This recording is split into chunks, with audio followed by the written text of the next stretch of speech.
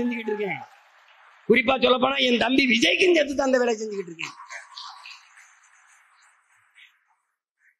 அவர் என்ன சொல்ல வராரு தெரியுமில்ல, நமக்கு அரசியல்ங்கிறது இவ்வளவுதாங்க அவ்வளவுதாங்கன்றோம்ல. ஒரு தனி விண்ணூர்தியில போறது, ஒரு 3 கோடிக்கு இதுல வேலை ஏறது, என்ன எல்லாரும் நல்லா இருக்கீங்களா?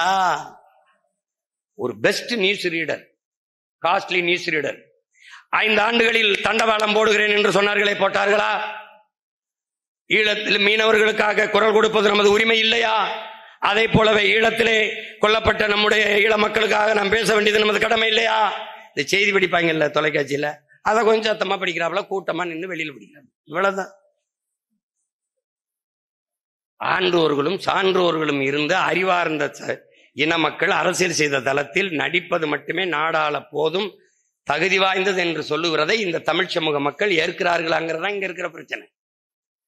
முதல்ல அவர் துறை சார்ந்ததிலேயே முழு அறிவு கிடையாது. அவர் துறையிலேயே என்னென்ன சிக்கல் இருக்கு, அதை எப்படி எப்படி தீர்க்கணும்னு தெரியாது. சும்மா இந்த ஊடகம் உட்கார்ந்துக்கிட்டா எல்லா நோய்க்கும் திராவிடம் சொல்லுவாங்கல்ல, எல்லா நோய்க்கும் ஒரே மருந்து பெரியார். அதே மாதிரி எல்லாத்துக்கும் தம்பி விஜய். எனக்கு ஒருத்தன் இந்த 2000 வருஷத்துக்கு முன்னாடி எங்கள்ல ஒரு கிழமை ஒருத்தன் எழுதி செத்து போனான். எப்படி? அதாவது அவனை என்ன பண்றது,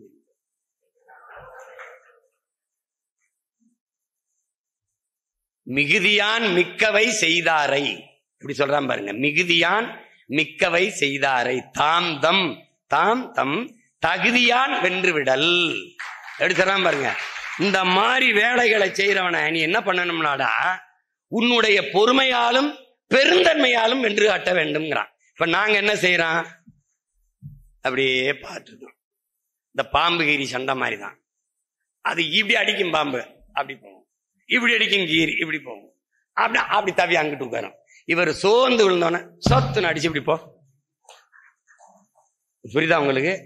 நீங்க 100 மீட்டர் 200 மீட்டரு, நான் 5000 மீட்டர் ஓட்டான். எங்கிருந்து? 2008, 9, 10 இருந்து ஓடி வந்துகிட்டு இருக்கேன். இப்ப நீங்க கடைசி லாஸ்ட் ரவுண்டுன்னு விசில் ஊதான் பாருங்க. நீங்க வேணா எழுதி வைங்க, உடன் பிறந்தார்களே, ஒருவேளை இருக்க மாட்டா, உங்க அண்ணன் மட்டும் தான் ஓடிட்டு இருப்பேன். நீங்க வேணா பாருங்களேன்.